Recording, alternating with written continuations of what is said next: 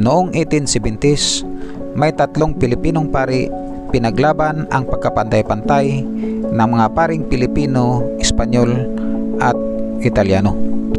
Ikinagalit ito ng pamahalaang Espanya at ng mga praile dahil baka ito ang dahilan sa pagkawatak-watak na relihiyon at simbahang Katolika.